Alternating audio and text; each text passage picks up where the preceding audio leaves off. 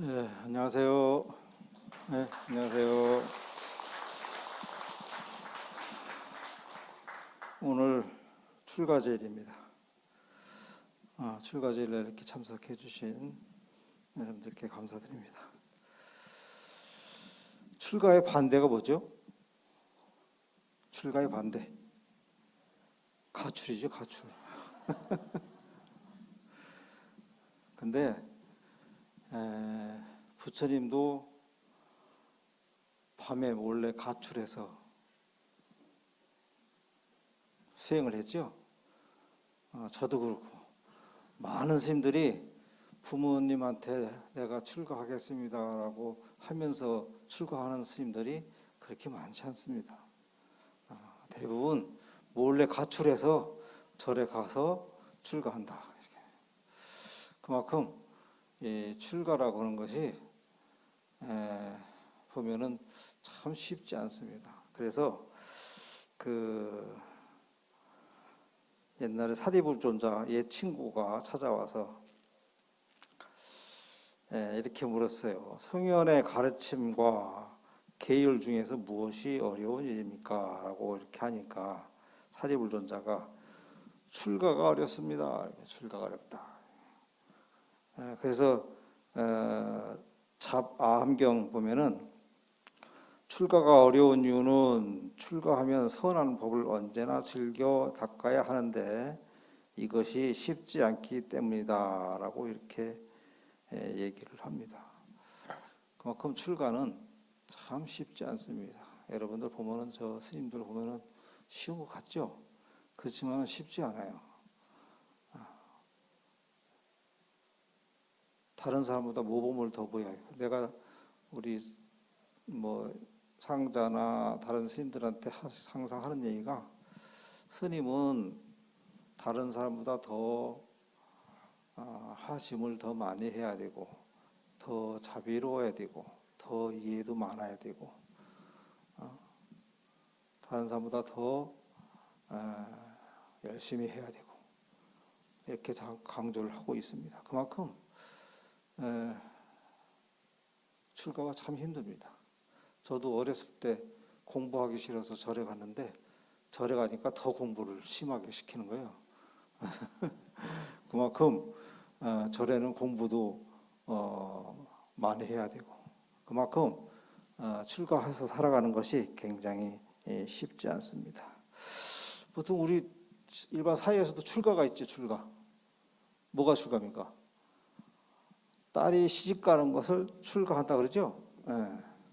그거 개념이 조금 다릅니다. 그래서 우리가 생각하는 출가는 집에서 집 없는 곳으로 출가한다 이렇게 그렇게 표현을 합니다.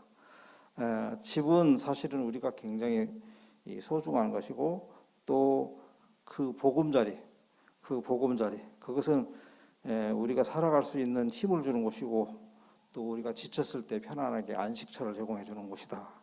그래서 이러한 것을 떠나서 집이 없는 곳으로 출가한다라고 하는 것은 어떻게 보면은 이 세상의 여러 가지 것들하고 작별하는 거예요. 내가 좋아하는 것, 내가 집착하고 있는 것, 내가 여러 가지 것들과 포기하는 거예요. 편안한 생활, 그리고 좋은 생활, 그다음에 여러 가지 즐거운 생활 이런 것들을 다 포기하는 것 이것이 이제 우리가 말하는 출가다. 일반 사회의 출가는 출가함으로써 새로운 삶을 더 이렇게 변화시키는 거고 또 대를 이어주고 또 새로운 보금자리를 살아갈 수 있고 여러 가지 그런 의미가 있지만은 우리 사찰에서의 출가는 우리가 생활하는 여러 가지 것을 다 포기하는 거예요. 포기. 깨달음을 위해서 포기하는 것이다. 그래서 그렇기 때문에 어렵지 않다. 이 사리불존자도 무엇이 어렵습니까? 그러니까 출가가 어렵다라고 이렇게 얘기합니다. 야온스님이라고 하는 자경문에도 이런 얘기가 있어요. 마음속에서 애정을 끊어버린 일을 사문이라 하고 세상 일을 그리워하지 않는 것을 출가라 한다라고 이렇게 얘기를 합니다. 그래서 이 출가한다라고 하는 것은 무척 어려운 일이고 또 출가하고 나서 편안하게 이렇게 안주하면서 나름대로는 편안하게 사실은 마음의 안식을 찾아서 출가한다. 그러죠? 마음의 안식. 근데 이 마음의 안식은 몸을 자꾸 괴롭혀야 마음의 안식이 되는 거예요. 몸을 자꾸 몸이 편안하잖아요. 몸이 한가롭고 편안하고 이러면은 자꾸 번뇌망상이 생겨서 엉뚱한 생각이 나는 거예요. 그래서 몸을 자꾸 그래서 여러 가지 참선도 하고 절도 하고 기도도 하고 뭐 이것저것 하면서 몸을 자꾸 그냥 가만히 안 두는 거예요. 그래서 그렇기 때문에 그렇게 해야 이 몸을 조복받는다. 조복. 몸이 좋아하는 거 있어요. 몸이 좋아하는 거. 먹는 거 좋아하고 잠자는 거 좋아하고 여러 가지 몸이 좋아하는 것을 조복을 받아야 돼. 그러려면은 자꾸 여러 가지 수행을 해야 된다. 그래 몸을 조복받아야 수행을 통해서야 그야말로 마음의 안정을 찾을 수 있는 것이다. 그래서 출가라고 하는 것은 넓은 의미에서는 지금은 여러 가지 것을 통해서 힘들겠지만은 그야말로 진정한 안락, 진정한 안정을 찾을 수 있는 것, 이것이 바로 출가가 아닌가 이렇게 생각을 합니다. 그리고 이제 경전에도 이렇게 출가는 아주 좋은 일이다라고 하면서 은혜를 갚는데 부모님의 은혜를 갚는데 출가하는 것이 없다라고 이렇게 얘기를 합니다. 그래서 옛날에 출가하면은 부모님들이 출가한 자식을 가진 부모님이 9생을 극락에서 난다라고 할 정도로 그런 얘기가 있을 정도로 이 출가하면은 자식이 출가하면은 그만큼 부모님께 효도하는 것이다라고 이렇게 합니다. 동산 양계 스님이라고 어머님께 주고받은 편지가 이렇게 있습니다. 어릴 때 젖 먹이고 길러주신 은혜가 한없이 깊으니 온갖 재물과 좋은 음식으로 부모님을 섬기더라도 어찌 그 은혜를 다 갚을 수 있겠습니까? 한없는 부모님의 은혜를 갚으려면 출가보다 더한 공덕이 없습니다. 자식이 하나가 출가하면 구족이 천상에 태어난다고 했습니다.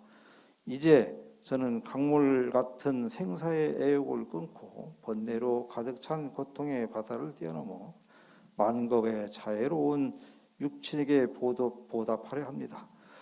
이번 생에 몸과 목숨을 버릴 때까지 결코 집으로 돌아가지 않고 반야를 밝히겠습니다.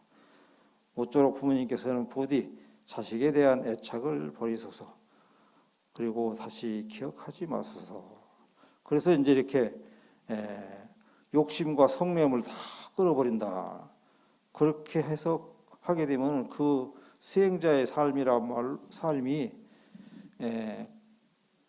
그 삶을 통한 그 부모님의 말로 그러한 삶을 통해서 만약에 그 스님이 깨달음으로 갖고 깨달음의 길을 걷는 그러한 부모님이야말로 그보다 더한 공덕이 없다라고 하는 겁니다. 그것이 바로 아무리 부모님을 은혜를 갚으려고 해도 갚을 수가 없지만은 그것이 바로 은혜를 갚는 것이다.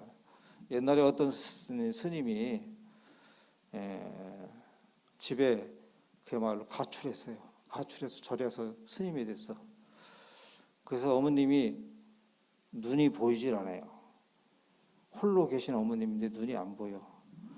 근데 그냥 눈이 안 보이는 게 아니라 자식을 그리워하다가 눈이 멀게 되는 거예요. 근데 자식이 오른쪽인가 왼쪽인가 모르지만 발에 사마귀가 하나 있어요. 사마귀가. 그래서 어느 절에도 가서 절에 앞에 가가지고 스님들 발을 씻겨주는 거야. 그러다가 이제 자기 아들 그 사마귀를 보면은 자기 아들 볼까 싶어서 보게 되는 거예요. 그래서 이제 절에 가서 이제 스님들 오면 발을 씻겨주는데 어느 날 하루는 이웃집 사람이 아드님을 봐서 좋겠습니다라고 이렇게 얘기하는 거예요. 그러니까 아드님 못 봤는데 그러니까 자기는 뭐 조금 전에 봤다는 거예요. 지나가면서. 그러니까 그 얘기를 들은 그 어머님이 그 아들을 찾으러 막 울고불고 다니다가 낭떠러지에 떨어져서 물가에 떨어져 가지고 죽었어요.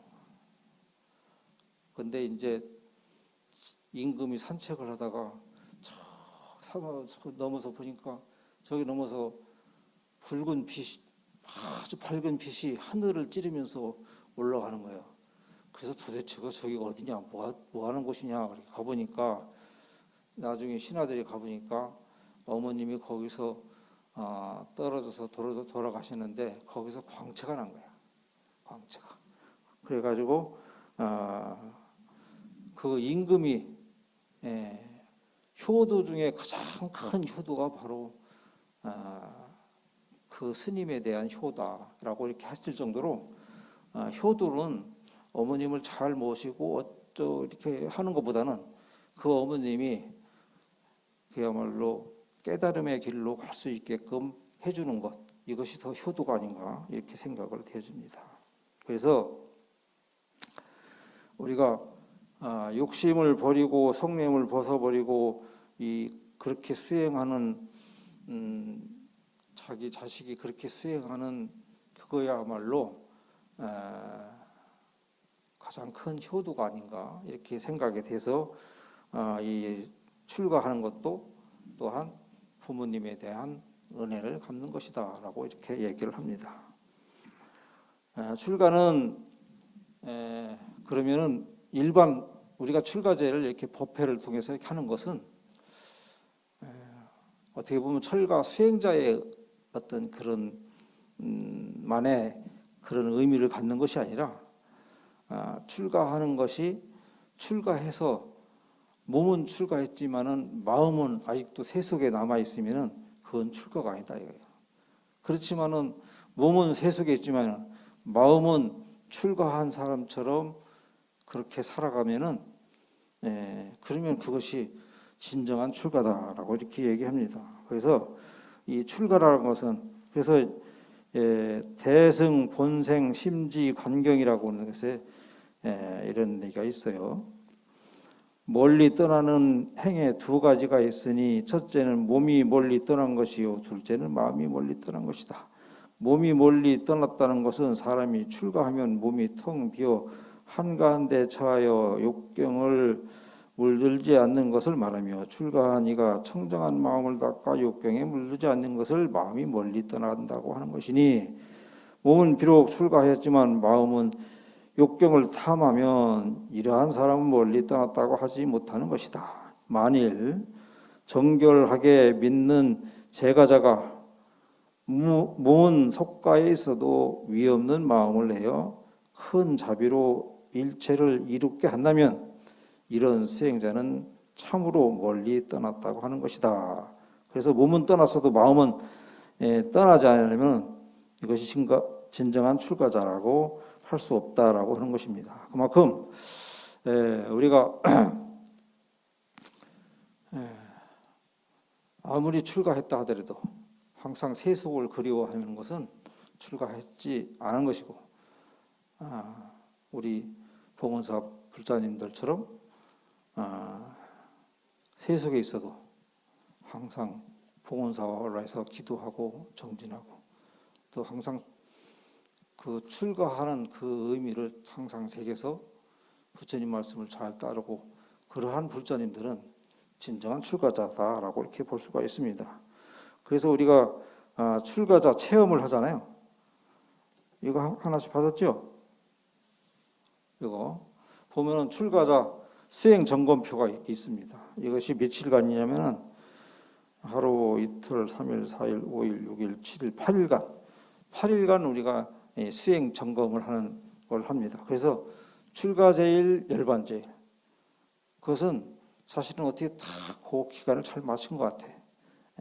그렇다고 해서 너무 100일 동안 너무 이렇게 많이 하게 되면은 우리가 그걸 잘 지키기가 참 쉽지 않고, 근데 요 8일간은 누구나 우리가 딱 마음먹으면 지킬 수 있습니다. 그래서 이 8일간은 수행 점검이라 생각하고 내가 출가자의 의미를 잘 새겨서 이렇게 살아야 되겠다 해가지고 여러분들 보시바람일, 여러분들 절에 오면 보시하죠. 불전에, 그죠? 다만 1,000원이라도 보시합니다. 이게 보시바람일이에요. 보시하는 거. 그 다음에 지게바람일, 내가 요 기간 동안만큼이라도 엉뚱한 짓 안 하고 나름대로 아주 청정하게 지내겠다. 그래서 여기 와서 기도하고 다른 데 가지 말고 집에 가서 한 번 더 경전 더 읽고 이렇게 해서, 이게 누구하고 친구들 모이고 그러면은 이게 이제 우리가 보통 이게 엉뚱한 말을 하게 돼요. 자꾸 그 엉뚱한 말이라는 것이 넘욕하게 된다 이거예요. 그러니까 계획을 어기게 되는 것이다. 그래서 항상 이 8일간만큼이라도 와서 이제 기도 열심히 하시는 거예요. 그 다음에 인육바람이, 이 8일간만큼이라도 뭐 누가 화내는 거 있어도 좀 꼭 참고 8일간만큼만이라도 인육 수행을 좀 하는 것, 내 참고 지내는 거죠. 그 다음에 정진은 바로 8일간 동안 내가 봉헌사의 기도를 동참해서 보면 금강경속성도 하고 또 여러 가지 기도를 한다. 이게 정진이에요. 이게 정진이에요. 그렇게 우리가 보시, 지계, 인육, 정진을 열심히 다른 데 생각 돌리지 않고 열심히 하는 것이 바로 선정바람이에요. 이걸 이렇게 보시, 지계, 인육, 정진, 선정을 열심히 닦는 것 그 자체가 바로 지혜바람이다. 그렇기 때문에 여러분들 8일 동안 이 수행 점검표에다가 잘 해가지고 열심히 정진하면서, 그러면 이것이 바로 다른 것이 공덕이 아니라 이게 공덕이에요. 이런 것들이 공덕이 쌓이면은 내가 하는 일들이 자연적으로 좋은 쪽으로 자꾸 가는 거야. 좋은 쪽으로 가는 것은 내가 하는 거에 따라 다른 거예요. 그렇기 때문에 항상 이 수행 점검에 따라서 출가제를 통해서 나도 한번 진정한 출가자가 되는 그런 기회가 될 수 있으면 하는 바람입니다. 하여튼 이렇게 출가제일날 그래도 이렇게 마음을 내서 법회에 참석해 주신 여러분들께 감사드리고, 하여튼 오늘 출가제일 동참 인연 공덕으로 인해서 여러분들 나중에 성불하는 그런 기회가 될 수 있도록 기원하겠습니다. 감사합니다.